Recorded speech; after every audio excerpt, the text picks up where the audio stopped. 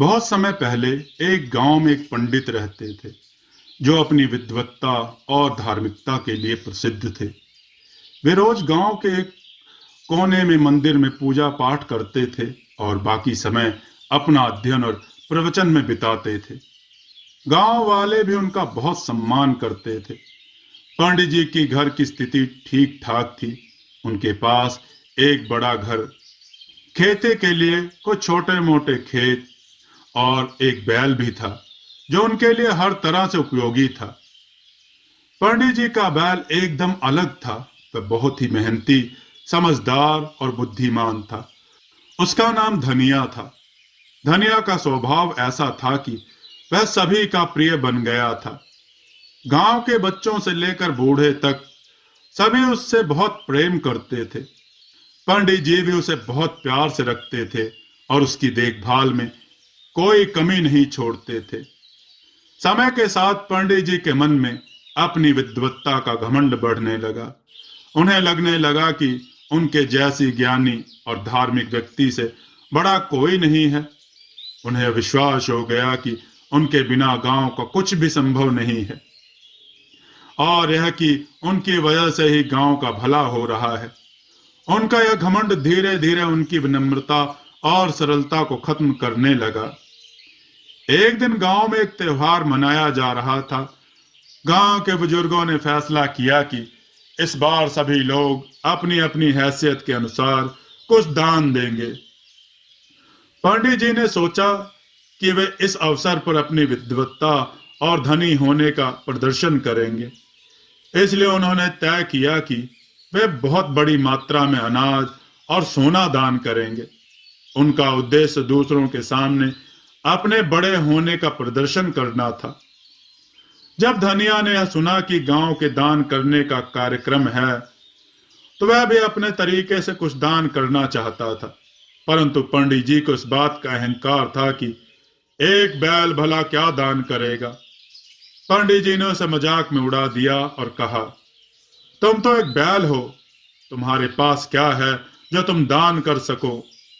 यह सुनकर धनिया चुप हो गया, परंतु उसका दिल दान करने की भावना से भर चुका था। धनिया ने सोचा कि दान के लिए सबसे जरूरी चीज है भावना और निष्ठा।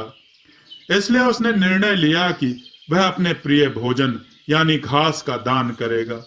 इसलिए उसने कई दिनों से अपनी घास नहीं खाई और उसे धीरे धीरे जमा करता गया और मन में ठान लिया था कि वह अपनी पूरी क्षमता के अनुसार ही सही, पर दान अवश्य करेगा। दान का दिन आ गया और सभी लोग एक एक कर अपना दान देने के लिए एकत्र हो गए। पंडित जी ने अपने अनाज और सोने का ढेर लगाकर वहां सबके सामने रखा। लोगों ने भी तारीफ की कि पंडित जी ने इतना बड़ा दान दिया। परंतु जैसे ही धनिया अपने मुंह में घास की एक गठरी लिए आया, लोग हंस पड़े। पंडित जी ने भी मजाक उड़ाते हुए कहा, अरे यह क्या दान करने आया है, इसे तो अपने खाने के अलावा और कुछ समझ नहीं आता।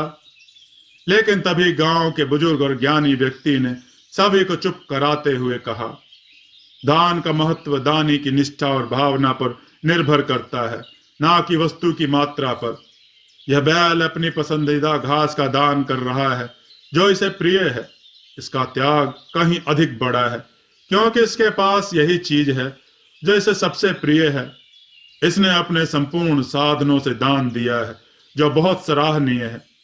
बुजुर्ग की बात सुनकर पंडित जी के घमंड का पर्दा टूट गया और उन्होंने अपनी गलती को महसूस किया।